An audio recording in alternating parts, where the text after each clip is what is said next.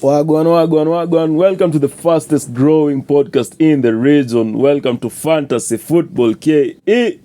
GTG's in the house. Papa D is in the house. Welcome all to the Fantasy Football KE. Hey, what up, man? What's up, guys?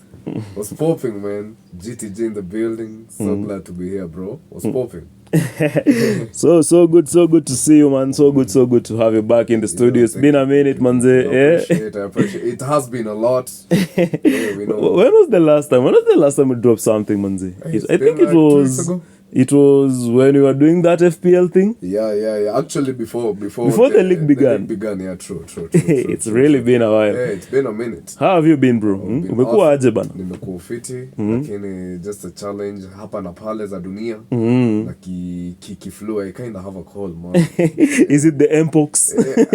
Unajua inaweza kuwa ni Mpox na tujui. It's another version of Mpox. Ile kwangu inakam in another way. It mutates. Yeah, well.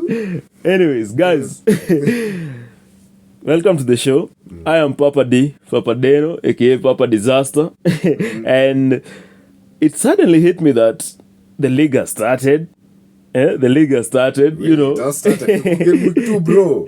It's funny because at the same time, I think we were just from watching Chelsea play in Europe. It was slightly confusing. And then I remembered there are those teams that they still have to play qualifiers. Unajua kuna zile team bado hawaja qualify of fully. Yeah, lazima bado tuna question their qualification, lazima tuwawei hapa na pale. Kind of like the way unakutaga unaenda kubridge course. Ndio sasa. For you to be there to sit at the big table with the big boys, you have to undergo some process, you know.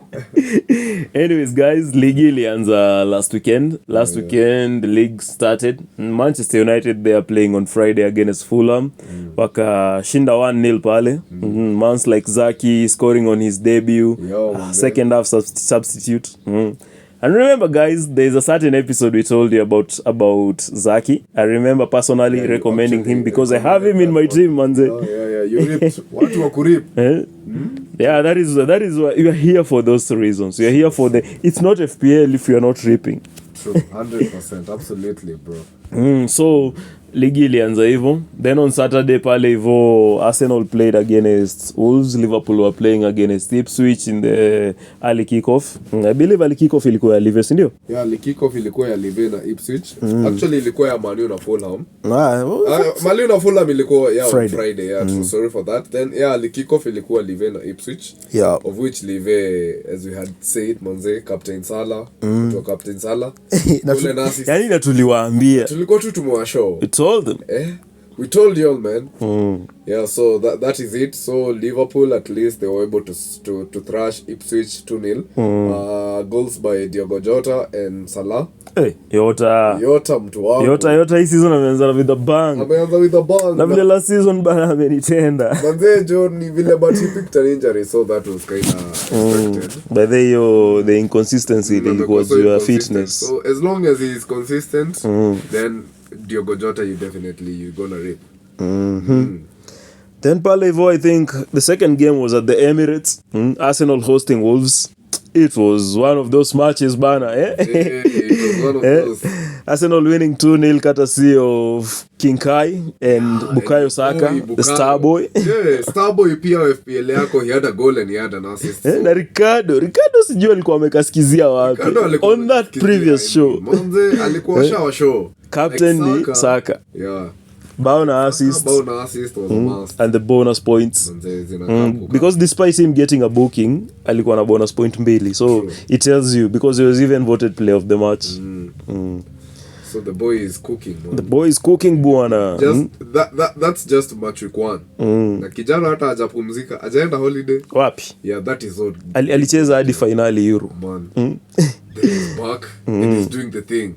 And then in that match as well, Arsenal pia tuliponea. Yeah, tuliponea. There was a save David Raya pulled out of nowhere, but unajua it is against the movement of it all. Manze, It's like a mid-air change manze, that reflects, manze. That was so good. Yeah, big up to David Ryan. For those of us who have been always saying Raya doesn't pull up with the big saves. Now I what think you have to say we are going to be seeing them. Slowly proving you wrong, man. Hata watu wengi by the way walikuwa na Raya kwa FPL zao. I know Raya has been keeping clean sheets. Manze, he's the Golden Glove winner bwana. Glove winner, manze, na kwa PFA play team of the year, man. We are going to get into that because we are coming to that guy. That one needs to be discussed. Yeah. Alafu tena pale hivyo Newcastle also are playing on Saturday, as well as Brighton were being hosted by Everton pale hivyo Goodison Park. Yeah. And the game ended 3-0 in favor of Brighton. Brighton wanachapana away from home on their first game. Manchester, are you ready for this? Hey. Na kwanza watakuwa home. Watawezana kweli. Traveling away to Brighton. Nani ali kick off? Hey, Mitoma is back like he never left. Adingra is back. Yeah. Hey. And then there's the boy Minty. Man. Yeah. And your old mzee pale Welbeck. Don't love it. And then Welbeck has a thing of scoring against his former teams. That's the thing. Kwanza Manu nakuanga sure bet. Hey. Same as Arsenal. Sasa lakini sasa Manu ali kick off. And you know Manchester United with ali kick off games. They really don't give. Manchester na ali kick off games hapana. And we see hata game ya nini they wali struggled. They wasted a lot of chances, manze. Yeah, they had the chance but mkienda hivyo Brighton. Yo. Mbaya sana. Itakuwa mbaya. Itakuwa mazishi by the literally because this Brighton team they are young in everything. From the youngest manager in the league, wakona one of the youngest squad. True. Alafu sasa the way they've been progressing under Dezabi. Sasa alafu sahi ile agency wako nayo na wako na fitness. Hawana hizo injuries. Hey, Brighton. Hey. People wakae ready. By the way, not just against Manchester United, but I have a feeling Brighton inarudi. Hii season Brighton itasumbua. Actually last season kile iliwa waste ni injuries. Na hizo commitments. Juu walikuwa Europe. Squad ndio imetin out na injuries, mnapatikana. Struggle. Then the other game was Newcastle United versus Soton. Saints pale walikuwa wametembea St James. What St James? Na vile ile stadium inakuanga na atmosphere nyingine mwenda. Now imagine it is the first game of the league. Monze in black and white. Tsunami. It's crazy. They literally bring the tsunami. Monze, though it happened that this is the first game match week 1 we had a red card, Monze. A straight red card. Manze alafu bana jo Fabian Scheidt. And ilikuwa we reap negatives bana. Ai manze. Lakini that red card really add up bana. Haikuwa ina add up manze. It was a 50-50 in my view. It's too harsh. Yeah, it was too harsh. For me it was too harsh. Na plus even like wase waliguzana vichwa. True. As much as Charlie rusha kichwa, also the other guy pia alirusha kichwa. Yeah. So if you're booking this person, angepewa yellow ningeelewa for instigating it. True. Because first of all he's not a dangerous. But a straight red? Uref ali overdo bana. Was it Tierney or who was it? Most likely. Ama this bald fat guy. Lee Mason. Either one of them. Ama Tierney. Hao ndio wanakuaga tu na hizo extremeness. It wasn't looking good. So Newcastle won 1-0. Pale hivyo a goal by Joel Linton. But all along kijana wetu Isak aliwapea assist. Na bado kulikuwa na bonus points. So you see it was not all that bad. True. Na pia Pop by the remember by the tulio I remember that time I think we were not with you. But I was telling them with Pop returning, especially after ile injury ya last season. Newcastle will be good defensively. True. So maybe the clean sheets zitarudi. Okay. Because you know Pop manze, Pop is classy. Pop is a classic. They are pale vo nyuma. He's good. Then we have Forest versus Bournemouth. Pale hivyo new era at Forest. Forest they are cooking also. It's a very good squad. Wako na squad poa by the way. Poa na pia they are still improving. Chris Wood Chris Wood. Like we told them. Kwanza hii naye nakumbuka niliwaambia from day one. Chris Wood is a differential but. Kusema na kutenda. Sisi kama serikali ya nabii. Hakuna haja ya kuzunguka sana. Zakara mwenyewe. Sisi tunasema tunatenda. Then Bournemouth they pulled up with an equalizer. Antoine Semenyo. Yeah. Life after Solanke bado kuna flow. The goals are there. Somebody stepping up. And this guy by the last season pia alikuwa fiti. Antoine Semenyo. I remember I had him in my first FPL draft. Oh, okay. Nice. But nilimreplace na Zaki, so it was a win-win situation. Yeah. So Antoine Semenyo there aka pull up with the equalizer. Bournemouth drawing 1-1 against Forest. True. And then West Ham at home Villa. Losing to Villa. Man, 2-1. Yeah. Hey, but that game was really thrilling. It was a thriller. It was really entertaining. It was so end to end. Yeah, so it was expected, but too bad for West Ham. They lost at home on the opening day of the league, man. It's never too good. It's a hard pill to swallow, but we just have to. And also considering the way they've signed some people. You remember West Ham, they've signed Falkirk, they've signed Wan-Bissaka. True. Wamenunua bado nani Todibo. No. Like West Ham, they've done a good they've had a good market. Now Anderson. And now Anderson. Yeah. Anderson is going by the Anderson. Crystal Palace. This is another differential that is going to talk about. I'm going to talk a polite one. No. Anderson is going to West Ham. Anderson is joining West Ham from Crystal Palace. And there's also a possibility that McGuehi will join Newcastle before the end of the window. Yeah. So far, the bids have been rejected, lakini bado. Newcastle they're still pushing it up. And it feels like the icon Bali from what the two clubs to work out a deal. Okay. So acha tuone how things will work out. Acha tuone how things will flow. Yeah. So that was Saturday. By the jambia watu who scored the goals for Duran. Unajua for Aston Villa. Yeah, for maybe Villa, people are looking Duran, for options. Yeah. Duran and this guy Onana, right? Amadou Onana. Yeah. On his debut. Amadou Onana on his debut. He scored. Yeah. He scored a head, I think, or I don't remember, but he scored a really classic goal. Oh, wow. Yeah, Amadou. Watu wanaingia na kutenda. Cement number bana. Yeah, for him is a step up from Everton coming to Villa. Then Villa under Emery, it's quite a good squad. You saw how they did last season. Yeah. And also now playing in the Champions League. Yeah, now playing the Champions League. Unajua sasa hata if you are a potential, cause a move inaweza kuwa move. Ijalishi kama umekuja jana. True. So for potential suitors, wanaangalia Onana how he performs in the Champions League. True. Because it also ups his stocks ama in a downgrade depending on how he performs. Yeah, exactly. Because Champion a big stage. Champion is the biggest stage. There's a reason why Chelsea and Man United are not there. No offense, man. But it's just what it is. It's the naked truth. And then sasa, the funny thing, John Duran. Yeah, I've heard you said he scored the second goal. Yeah, he scored the second goal. Na amekuwa transfer linked all season bana. All window, all summer. And he came and scored. Yeah, and he had a really good. Actually, he scored even the first goal. And Onana scored the second one. Yeah. Wow. That is nice. Yeah, it's a nice one. Amani really having a very good game.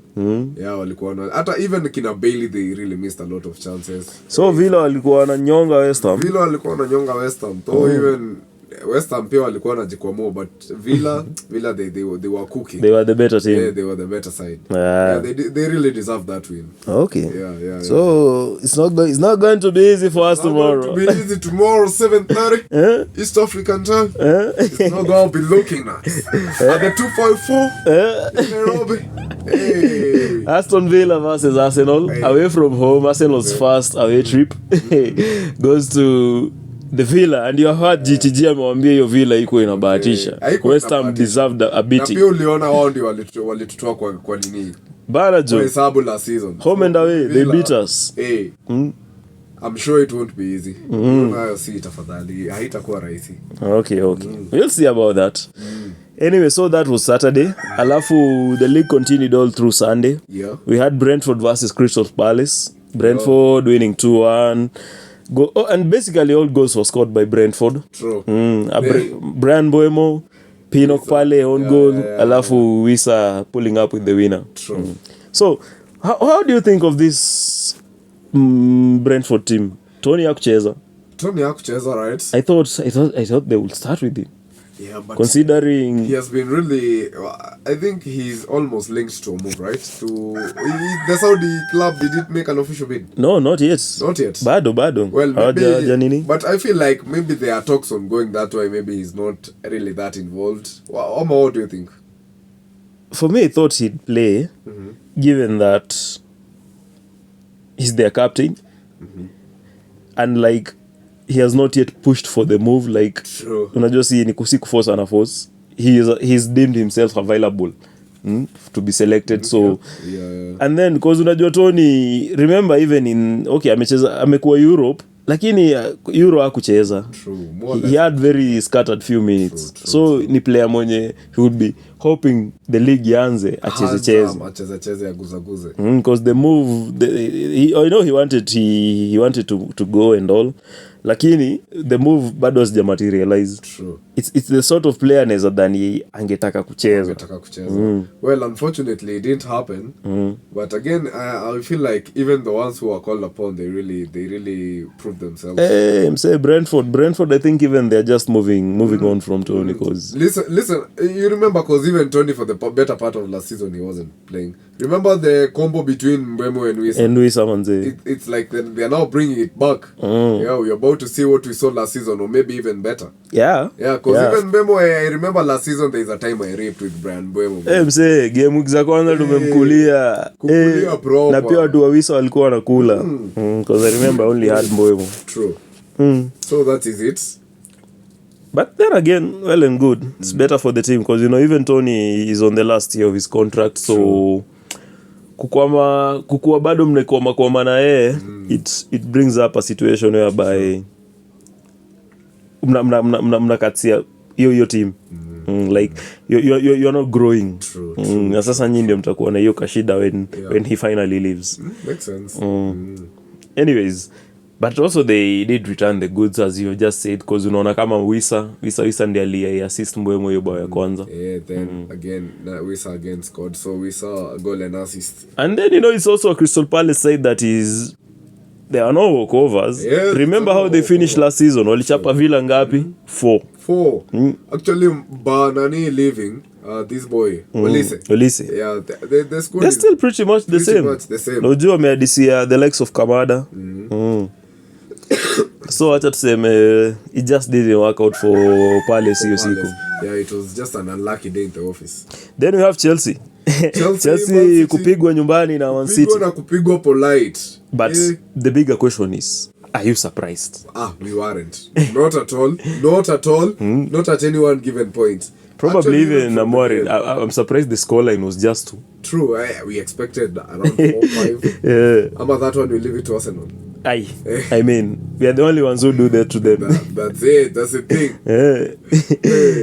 So Chelsea, kama kawaida, they lost. Yeah, courtesy of Haaland and their old boy Mateo Kovacic. Kuchoma shule.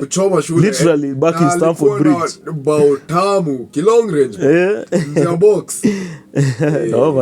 Noma, ilikuwa noma sana. So that was it on Sunday. Haaland pale hivyo, I mean, that was a no-brainer. Having Haaland on Gameweek 1, you are guaranteed of the points at some point. Kulikuwa na kafani incident pale hivyo, Haaland na Cucurella. Especially after the shenanigans that Cucurella pulled after Euros. True. Manze. Cucurella. It's just a funny man. Now you get why Haaland is just saying it's just a funny man. It's just a funny man. So that was it. Haaland scored and Chelsea lost as expected. Yeah. But they also had a couple of chances. Kama mans like Jackson Bana. Kuna chance alitupa mpaka uko like Niliona tu Maresca tu ameangalia tu the other side akashake his head. Because how do you, if you don't score that, what then do you expect to score, man? And do you think it's a surprise he was not playing in this game yao na nini? Hii yao ya conference ya Serviettes? Well, I wouldn't. Maybe he disappointed in the game that ama maybe they are preserving him for the league. For the league. Do you think so? Really, now that we want players to gain momentum? Chelsea ujue sahi there's no definite starting 11. 44 players. It's a team of 40 players bana. 40 first teamers. Yeah, so it's kind of tricks. Ndio Maresca amesema everything and all, he's working with 21 players. Lakini hawezi use 15 players in the remaining time in the window. Yeah. So at one point in time lazima he'll have to work with them. And they are still getting in more signings. So I'm wondering. So do you even want to stock all these players? Sahi starting 11 bado hakuna. The coach doesn't know he's starting 11. True. And it's a tricky way because I remember there was a time tulikuwa hivyo. Ligi imeanza na hatujijui. Hata hamjui, hamna hata definite score. Mnakuja mnaokotwa game za kwanza. You're just dropping points. By the time mnajishika, you are like 15 points away from the leading pack. That's so crazy. And Chelsea they headed on that path unless sasa wajijue tu. Wakicheza wataingia tu kwa hiyo shimo. Yeah. So by the way, what do you think the way they are treating Sterling? Guys, let me give you guys some background, some context into this matter, because msione tumetoka tu out of nowhere. So Sterling had a conversation with Maresca as soon as he was appointed. Yeah. So that is early pre-season. Based on the way they talked, na based on vile game za kwanza Sterling alikuwa anatumiwa na Maresca, it seems like all was okay. Like okay, pia Sterling hajacheza much of last season, the injuries na pia loss of form. So the thing is Sterling alikuwa sort of on a narrow edge. He's walking a thin line. Yeah. So that is why mnaona Sterling hizo game za kwanza za pre-season amejituma sana. By the way, he was playing so well in pre-season. So I think alikuwa amepewa like a lifeline.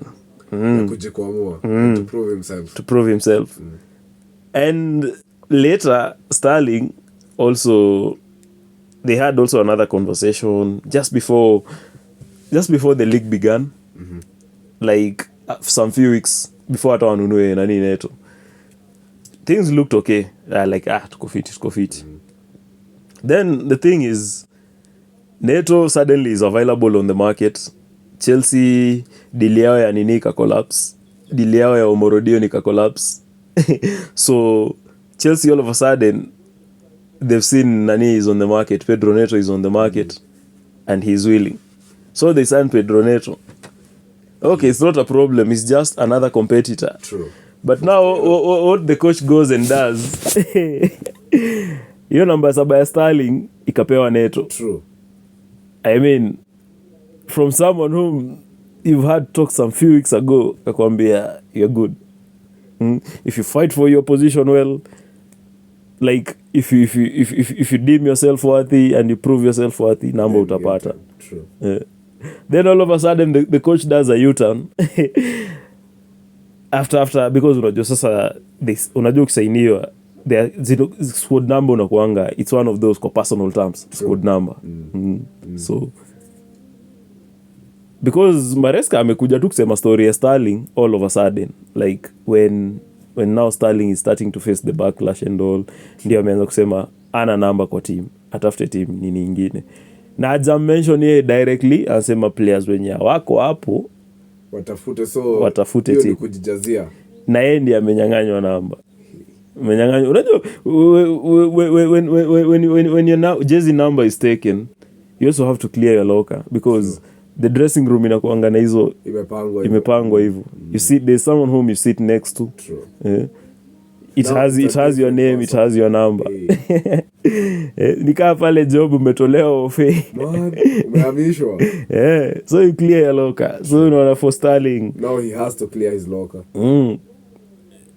And although I think he has 1 year left on his contract.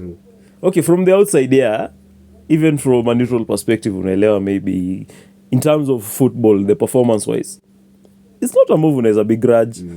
Lakini how do you treat him like that?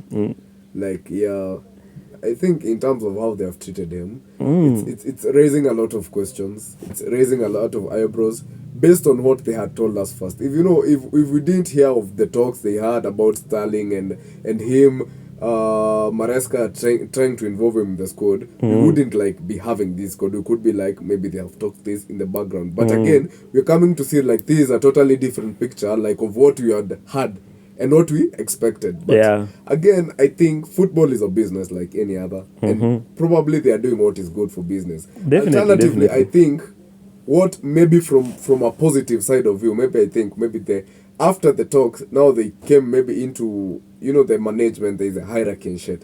So maybe they came into a conclusion that now with 1 year left, maybe we could let you Sterling live on a good note with us without anything then, because we have already found your replacement. It could be maybe they gave Sterling a chance maybe before he gets a replacement. That is my point. So that is my view. I don't know what you think about it.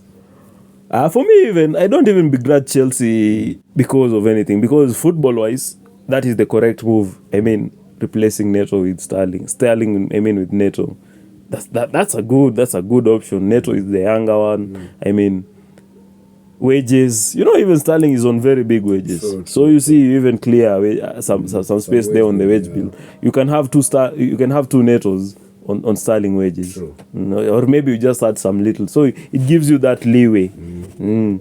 But what my bone of contention with Chelsea is the way they've treated him. Like, they didn't have to take his jersey number. They didn't have to take his locker. Before he left, actually. I mean, they would have waited for him to leave, right? Yeah. And then again, even if he doesn't he doesn't leave, because sometimes even those wages, they tend to be a block to your next team. True. Yeah, we can give you a good transfer fee, but again, the personal terms. And now Sterling, he's 29. So he's looking at it like this is basically one of his last very good deals. True. And playing in Europe. So if he goes to another team outside Europe, he won't command such fees in the wages. True. So for him, the only place he can get those kind of wages is in Saudi. And has there been links to Saudi? Not yet, not that I know of. So maybe I think that's where the problem is coming in. Now you see, for me, I will have accepted it all the same if maybe they will have just done that, just as you have said, they will have done that after he leaves. True. Rather than he's still in the club, then you still want to. Or just give Neto a different number. Then next season upgrade him to the 7 after you've done with Sterling. That's the thing. Well, but Chelsea, and then because at the end of the day, Sterling will have next season he'll have to go on a free because his contract is expired. So automatically, we are not renewing your contract. So look for a club. Yeah. But maybe that is how Chelsea do their business. That is how they operate. Look at the way they've been treating Gallagher. That's the thing. Gallagher was given a training embargo. He was banned from first team facilities. That's the thing. Same as Chalobah, same as soon to be Ben Chilwell is also going to experience the same thing. And for the likes of Chalobah, the likes of Gallagher, those are homegrown kids. That's the thing. So how do you even treat your homegrown kids that way? Especially that Gallagher saga, it was... Okay, I like seeing Chelsea suffering, but it was an ultimate low for them. True, I mean, we didn't treat you. We are not treating Reece Nelson like that. That's the thing. And he's not going to get much of any play next season. But he still has to enjoy because he's our player. He's been with us. He's a homegrown. Maybe any other player will have been done that, but our homegrown players, we are treating them well. But anyway, as I said, that is Chelsea's ways of doing things. It's the Blues ways. It's the Blues ways. It's just business. Nothing personal. Nothing personal. Those are great. No, and also their performance is also business. It's just business-like. Because even the coaches, it's just that. It's just business, bro. Yeah. Nothing personal. And you just have to accept it. But anyway, as you've said, it's Chelsea's ways. It's Chelsea's ways of doing. Anyway, so that is pretty much what's happening in Chelsea. They played last night. Walikuwa wanacheza hiyo conference league. Unajua team lazima zifanye refresher. Lazima watu waende remedials. Lazima remedials bana. So Chelsea walishinda 2-0. Goals from Nkunku, a penalty from Nkunku na Madueke pale hivyo akafanya kitu. Watching that game by the way, yeah, Chelsea bado wako na mashida zao, but they seem like they are kukona kaka development wanafanya. Their game is a bit urgent na though bado haina ile end result sana, but I feel their gameplay ina improve kidogo. Though pia time yenye walipatikana tu. Ikishika inakuwa ni a very good squad. Chelsea, I would say Chelsea there's someone to pale hivyo watch list. True. Wana invoke a curiosity flani. So that was Sunday. Chelsea lost to Man City 2-0. Then Monday kupale hivyo kufunga ligi. Spurs versus Leicester City at the King Power. Spurs decided to be Spurs again. I mean, all habits die hard. Yeah, they really do. Leicester was just promoted to the league. At least remind them that this is not how you left it, bro. Bana. And they seemed like they were going to do that early on. Hizo dakika za kwanza, Spurs were good. Spurs had, in the first half, I remember Spurs had 10 corners. Leicester had nothing. None. They had 20 touches in Leicester's box. Leicester only had 1 touch. True. Spurs were all over Leicester hiyo first half, but they did not make it count. They didn't make it count at all. But for Pedro Porro managers, pale hiyo aswa Pedro Porro, I mean, that's a goal. That's a bonus. At least hata kali lose clean sheet, you still have some decent points. And I remember nimekuwa na Pedro Porro last season, especially the last months of last season, and I also benefited. Yeah, you ripped well. So that was pretty much it. Vardy pale pulling in the equalizer. Vardy coming back like he never left. I mean, Vardy and scoring against Spurs, that's a surety. It's a sure. Ni kama jua kutokea, ni kama jua kuwaka. From the east. Yeah, it's a no-brainer. It's a no-brainer, but I'm even sure he will score against us. True. Because also Vardy tends to score against us. And actually, he would have scored more. It's just that you feel like he would have scored 3 goals. By the way, especially kama kuna ile chance alikuwa put on through by Bonanote. Yeah, Bonanote. The one that he used his left foot, his weak foot. True. A certain Vardy, hiyo ingekuwa bao. Kwanza hata angeifikia mapema kuna a better chance. 3-4 seasons ago, that would have been a goal. But still all the same, Vardy ali-return. And you know he was not scheduled to play. True. He was deemed unavailable. What, for real? Then he came and declared himself fit. Kapiga Red Bull pale. Akaingia game and did the business. Then even after halftime he also when they went for the halftime, he just took a Red Bull, came back, scored the goal. Nice. Ndiye alikuwa anasema he's very into Red Bull. Hata pre-match meal yake inakuanga some bread anakula na kafisha hapo. Then Red Bull. Okay, Vardy. So Vardy pale hivyo, he got the wings. Red Bull pale hivyo wana enjoy na hiyo campaign. Red Bull gives you wings. I mean literally. You saw Vardy. Vardy proved it. And then akitolewa, there's something he gestured into the Spurs fans. Kwa kumbusha ako na ligi moja au hawana 0. Vardy mchokozi. Especially alikuwa tu amewafunga, so I mean. But anyway, so that is how things happen in the Premier League. That was Gameweek 1. And as you can see, it was a very, very eye-opening game. Kwanza me personally nimeona pale hivyo, I think I need to get someone from that Brighton team. True. You need a Brighton asset. I need a Brighton asset. Yeah. either Adingra ama Mitoma. There's a time I had Adingra in my draft team last season na alikuwa fiti sana. Na nimekula na Mitoma especially in this first games za league. Mitoma the last season nilikula the first before I pick up injury nilikula na yeye fiti sana.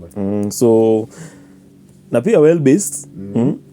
So you can see options ni nyingi hiyo team ya Brighton. And then also there is Minte is he can be a differential. True. And a very good one for that matter. Because the direction the way that team is playing, I'm impressed by them.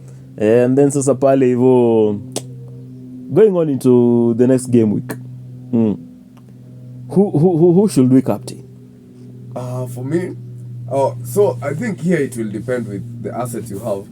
But for me, I was thinking of doing Captain Saka. But I'm still contemplating about it. Now this is a Villa game. But again, I'm like, but Saka, the way he has performed in Gameweek 1, and this game seems you're coming for revenge. So I feel like Arsenal are gonna perform. So for me, based on who I have in my squad, I'm going Captain Saka. Before we go even too far, can you give us your squad by the my squad? Cha tuone kwanza how GTG is looking up for game week 2. Let me give it to you. Actually, it's well arranged. So now that Shah has had a red card on the last game, so I'm definitely gonna have to substitute him. So at the back, I'm having Areola because I have my two keepers are Lariola and Henderson. The Palace keeper. Yeah, the Palace keeper. Yeah, so and now I have Areola, the West Ham. Yeah. So I have both of them. So I'm still contemplating on who to start and who to bench. But at the moment, Areola is there, is at the post. Keep Areola because Henderson. There's an intense battle pale ya keeper pale Palace. True. Kuna Guyata. Yeah. And ukiangalia mwenye alishika game week 1, I think Guyata is the one who played in game week 1. Yeah, alicheza game week 1. So sioni like the second game week inaweza kuwa for the you could destabilize team. So I'm keeping Areola for that matter. Yeah. Then pale nyuma I'm playing with 3 defenders. So I have Vardiol. Vardiol is playing against Ipswich. By the way, City versus Ipswich. Tebu endelea squad yako. We are coming into it.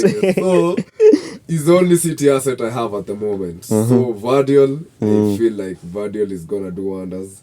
So I'm having him there. Yeah. Then I have Saliba playing against Villa, right? Yeah. So Villa. Then I have Gusto.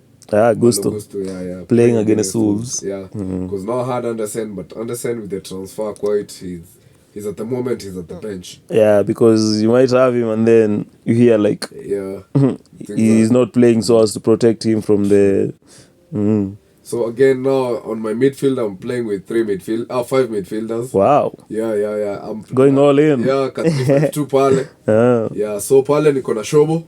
Shobo Sly. It's Brentford. Nyumbani kwanza.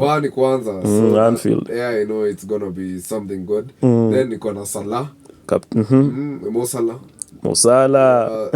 Against Brentford still. Yeah, then niko na Saka.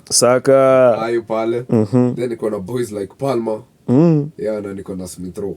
Wow. So that is how I'm lining up. That is a midfield that means business. Yeah, business. Saka, Salah, Palmer. Shobo. Yesar. That's it. Na kwanza unaona Yesar ako nyumbani against Leicester. Against Leicester. So me I feel like kwanza vile amekuwa na pre-season fitting. So atakam na tutarip watu wa Smith Rowe kesho. Okay, so who are your 2 upfront players? My 2 upfront players ni Muniz then Isak. So I'm lining up with those two guys, man. Kabaya. Yeah, ni kanoma. By the way, Isak Muniz. Muniz against Leicester, Isak against Bournemouth. Yeah. I mean, it looks promising. So it's a promising one. And then also hiyo midfield yako hata ndio imenipendeza bana. Damn it. Yeah. Hapo hivyo uko na potential ya kuchukua points mzuri sana. True. Especially if Salah comes through, if Saka comes through, if Yesar comes through or Palmer comes through. I'll rip something good. Yeah. I'm happy for that midfield. Are you confident? I'm so confident, 100%. Yeah, Utaezana. 100%. Kuwezana team GTG guys, tulisema aje. Tunaogopa aje sasa. Hakuna uoga. All in, hakuna uoga bana. Confidence 100%. Composure. So, umetuambia tuna captain nani? So for me sasa I'm still nimewapea squad guys. At the moment niko captain Saka. Subject to change, but I'm feeling to stick with captain. I just don't know why. I feel you have that feeling. Na feel kuna hiyo ka feeling kama Ricardo. Ricardo alikuwa tu na hiyo feeling. Mwanzo niko na tu hiyo feeling kesho tutarip. Anyway, so that is GTG's team. He's open to ideas of the captaincy, but he's feeling good about Saka. Feeling so, good about it. Who do you think is going to be your out of the blue performance in the weekend? Nani ata surprise watu? Ama ni tip gani ita surprise watu? And acha nikupe scope ya vile hizo games zimekaa. Ndio pia usikue unashangaa, what is this guy talking about? I'm actually looking at the Let me give you how the fixture list is looking like, so that you tell me your surprise team of the week. Pale hivyo ali kick off this time the league kicks off on the weekend, the real weekend Saturday. Manchester early kick off versus Brighton at the Amex Stadium. Pale hivyo Manu their first away trip inaenda Brighton. Alafu then we have another the 3 o'clock kickoff pale hivyo ni Palace versus West Ham. Then we have Fulham versus Leicester, and then Manchester City versus Ipswich Town, then Southampton versus Nottingham Forest, and Spurs versus Everton. Those are the 3 o'clock fixtures. Then kukafunga usiku Arsenal versus Villa away at Villa Park. That's 5:30 p.m. right? That's 5:30 p.m. Na kama masaa za huku hivi ni 7:30. Yeah, 7:30. East African timeline wase wangu wa Gulf. Game will be played in at 7:30. Alafu Sunday we have 3 games. Bournemouth versus Newcastle. Yeah. Wolves versus Chelsea. And then all these 2 are happening at 2 p.m. in UK time. For 6 p.m. huku hivi. It will be 6 p.m. 4 p.m. huku. 4 p.m. in the 254. Alafu to close the evening, it will be 6:30 Liverpool versus Brentford. True. So, kwa hiyo fixture, who do you think is going to be the surprising team? So the surprising team that is gonna out of the blue, and they're gonna how those fixtures are lined up. Who looks to cause an upset? Because sasa basically hapa tunaongelelea upsets. I think Brentford's gonna be like nini for Liverpool. I think Brentford, it's not gonna be easy for Liverpool. I think so. Brentford, I think they're the ones who are gonna shock us. We're gonna be like, you mean like they could Kazia leave it like that? I just have a feeling. Yeah, you have a feeling Brentford are going to upset Liverpool. Yeah, they're going to upset Liverpool because looking at the other fixtures, they are kind of like manageable. Yeah, again, Wolves is at home against Chelsea. Yeah. So they still that. And the way the Wolves kamekuwa na confidence. So I'm feeling, but for Brentford is what I'm feeling. Once now they're going to Anfield. So that one is the one that I'm feeling it's gonna be. It's gonna rubble. Yeah, it's gonna be a rubble. Huoni kama Man U inaweza surprise watu ichape Brighton? But Man U fans expect it. Yeah, maybe actually I will be like Brentford kukua muiba kwa Manchester. Vibaya sana. Anyways, for me, game yenye naona inaweza surprise watu apart from hiyo ya Brentford pia. I'm saying Everton against Spurs. I don't know. You have a feeling? I have a feeling Spurs are going to lose at home. Really? I just have that kagat feeling. You that have Spurs. kagat feeling. Could be. Come to think of it. But anyway, we shall see. Msema kweli ni kesho. Yeah, by tomorrow. But actually by Monday, we will be having all the results. So that's how basically FPL it looks about. Before tukatingia, let us give you a quick recap of how the performances in our leagues, because we have to look at the leagues. Ali runners pale hivyo Fantasy Football KE podcast, the podcast league. Let's see what's happening. Cha tuone Ali runners ni kina nani. Let's go straight to the head-to-head league. Kwanza tuwape results of how things went by. And I can see that as we started with a bang. We started with a big bang. High notes. Watu wanafungwa wako na points galore. So, let's kick it off. I love Tiris CF, managed by King Devi, walikuwa wacheza na Mavisirani by the master. Mavisirani won, beating him by 77 to 43 points. Hey, man, that was crazy. Then average came up with the goods again. Average was playing against Taruki FC. Yeah. And Taruki FC alipigwa na average 54-57. Then Young Greatness playing against Zain Beso akashinda 65-40. Then we have Rasta Fruity playing against GTG. GTG lost to Rasta Fruity. Buda. Yeah, man. You lost on Gameweek 1. Yeah, Gameweek 1. What's happened, man? There was something that wasn't running. Something didn't add up. But this time round, they are gonna live it. Recovery umeamua ni Gameweek 2. Recovery, manze. So Rasta Fruity won 66-52 against GTG. Then Magwagu FC pale hivyo walikuwa wacheza na Flankmeister won 56-45. Then Spatorakondid by Telvin Mudoga. Telvo jana anakuaga na mambo bana. I know him from our football group. Oh, nice. So Telvo they are winning 71-61 against Adrian Asuza wa FC Thieves. Then King Choge akagota Dallas Omar 63-49. We had Ozito FC beating Team Jiru 73-61. Immunized. Seems like the immunization never worked. I know, right? Then we have my guy Brian Omari Omi bana. Flying Pirates walipita na yeye mbaya sana. Mbaya kuchinja kuua. Manze 66-39. Manze. My god. Then pale hivyo Ed Monene managing the team Sweats. He made Alex the Great Sweat bana. Leko bana, what is? And the way you ended the season with a bang. Alianza on a high note.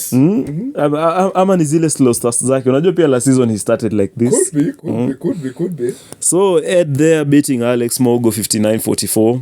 Then Taylor Gang there. My sidekick team bana. Nilitulizwa nyege pale hivyo na Alex Njoroge. This is also another guy. Another pal of mine pale hivyo. On the FPL Kings group. Yeah. So akaponea tu beating me a whisker of 49-46. Then we had the Shark team by Ian Kamau, kapita na Kevin Moora pale hivyo 74-62. Then Fama FC playing against Copend kapita na mtu 69-49, a whooping difference of 20 points. True. Then Ashburton FC managed by Mose Kamau kapiga Mickey FC by actually Ashburton FC was the one who lost. Lost. Last season I was so used to Ashburton winning, so baka tu naona tu we are in that mode. Yeah. So Mickey FC ikachapa Ashburton 75-67. Then we had Butcher managed by Roger Maina beating Gupta FC 70-63, a very very slight margin. Hizo ni points za Wood peke yake. Bienvenido winning 70-60 against Odegaard's Orchard, managed by Paul Munish. Paul Munish is from the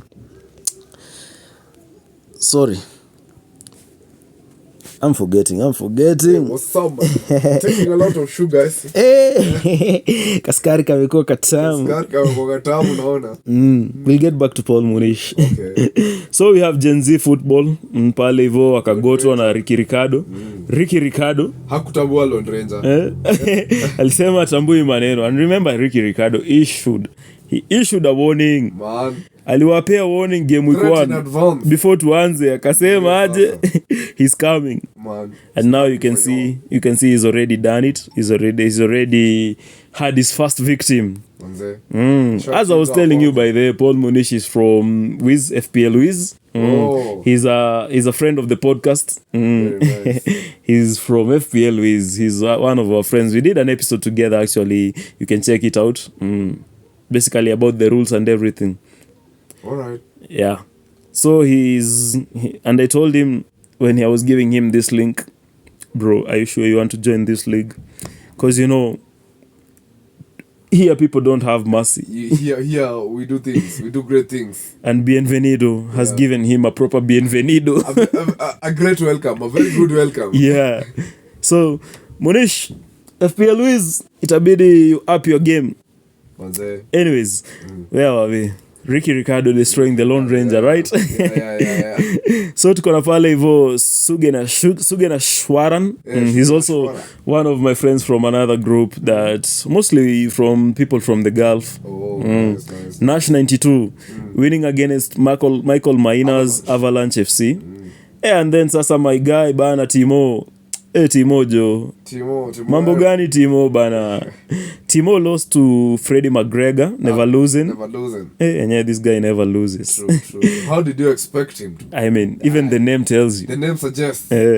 So Timo lost 58-61. Na Timo Tebu utanipata hapo hivyo nyuma tent. We need to talk. We need to have a content. Things are not going well. Then Chuki 9. Chuki 9.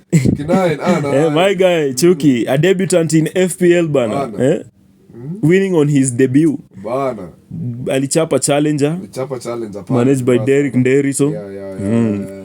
44-33, so itabidi yenyewe challenger ameup his game pia. True. Then we have AHM ZTNI playing against super manager Mosel the chef Peaky Blinders mwenyewe. Mosel hata ujaribu kubadilisha jina tunakujua. Anyways, Mosel won 63 beating AHM. And Victor Ngeno from Muchachos FC akapita na Oliver Kibet 79-54. Buddha, I thought that was bad. Look at Pandemonium pale. Pandemonium whooped Okombe FC managed by Telvo bana. Telvo Pandemonium. That was Pandemonium bana. Telvo bana. Buddha, what is happening? Mambo gani haya? Umeanza on the same page as last season. Utakuwa relegated sasa. Pandemonium was the one who was the highest. He was the highest rate. He was the highest performer in the league on Gameweek 1. And he's creating a pandemonium in the league. He's a chain big up, bro. As I can see, alitango aje. Most alihepa league.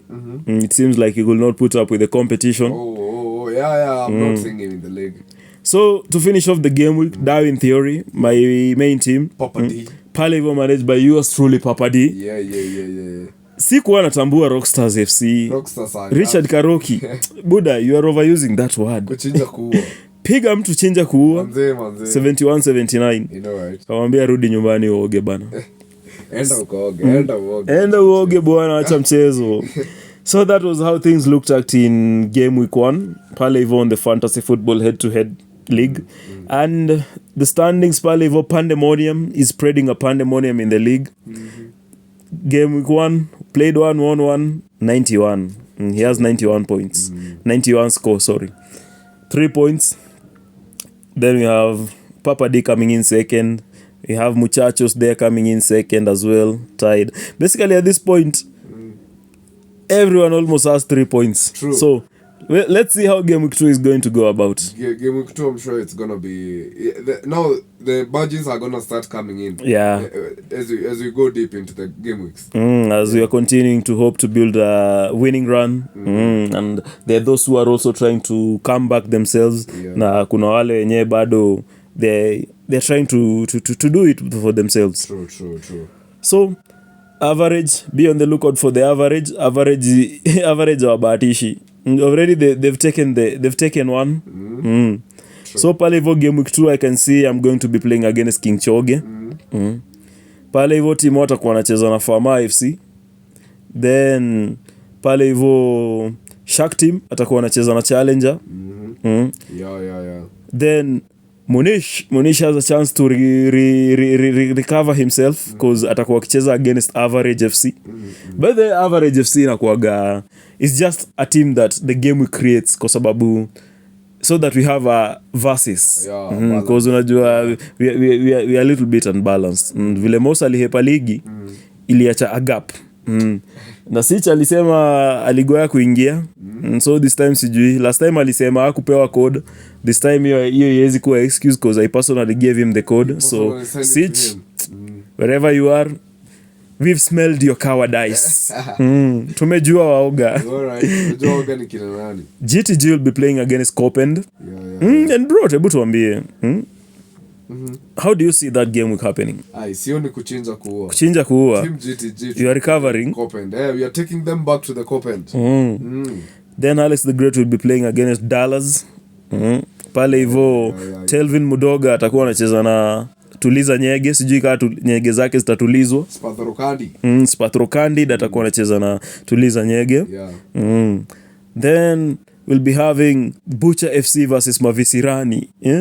Ndio hiyo huko kutakuwa kumoto even as the name says. Kutakuwa na Mavisirani na a lot of butchering. Vibaya sana. Then we have Never Losing by Freddie McGregor itakuwa inacheza na I Love Tears by King Devi. Let's see. Na pale hivyo Chuki atakuwa akicheza against Vini Vidivici. Actually, come to think of it, Vini Vidivici is Sich. Ushaipata sasa. Sindio bana, I was wondering, nilikuwa nashangaa how comes you're not joining? Kumbe. Kweli. Sich pale hivyo atakuwa akicheza na Chuki. Vini Vidivici versus Chuki 9. Then Telvo has a chance to redeem himself against Adrian Asuza wa FC Thieves. Tevo bana. Fellow Guna bana, usituangushe. Cheza kama sana. Hata unione kando nikupe tips. So that's basically how things looks for match week 2 pale hivyo Fantasy Football KE on the head-to-head league. True. So Buddha, before we go too far, let me give you my team. And I'll just do a quick skim through because pia pale hivyo. So I'll be playing with a 3-4-3. Niko na Martinez in goal, the Aston Villa goalkeeper. Then niko na Gabriel. Then niko na Malo Gusto, niko na Munoz in Crystal Palace. Then in the midfield I have Salah, Saka, Shobo and Johnson. Brennan Johnson. The Spurs one. Yeah, the Spurs kid. Then pale mbele I'm going with King Kai, Muniz na Isak. Nice. That is how Papa D will ingia your league. Papa D is cooking. On the bench I have Madsen, niko na Disbari na niko na Sanchez and niko na sasa Fabian Shah. Of course he's suspended, so he's suspended, he won't be playing. And who have you captained? I'm captaining Salah. You're captain Salah. Lakini bado subject to change. Okay. But at the moment I'm leaning mostly on Salah. True. It's something that I've been thinking about, nimekuwa nikifikiria throughout the podcast, lakini na pia the week. Lakini bado I've so far stuck on Salah. No, I could disappoint game week 1. Yeah, true. Goal and an assist, all the bonus points, clean sheet. I mean, tulikuwa juu ya mafuta. We were ripping. So that is how things look like for me in the FPL. Anyways, the reason why I wanted to finish up a little bit on the FPL is because I want us to talk about the probable squads. Unajua lazima pia tuambie watu who is available, who is not for match weeks 2. Yeah. We could really touch on that. Most people they do set up the team around today, so so basically how things stand. Tuanze na hiyo game ya Man U, Brighton versus Man U. Who do you think so far? We know Lenioro is not available. Yeah, Lenioro definitely is not available. Marasmus is not available. Yeah. And then defensively, Luke Shaw is not there. He's not. Na pia sasa Malasia by the Malasia juu. Kwani kijana alikufa na mani watai kuambiaga watu bado. Malasia injuries back to back. Unataka kuniambia this will be the next season anakuwa injured full season. Anyways, those are the absentees for Man U. Who do you think is going to start up front? Are they going to maintain the double pivot or they are still going to be doing There, or maybe Zaki. You know, Zaki did not start the first game. they're He actually came in even from the missing bench. Marasmus, right? Yeah, Marasmus is out injured. He's injured still.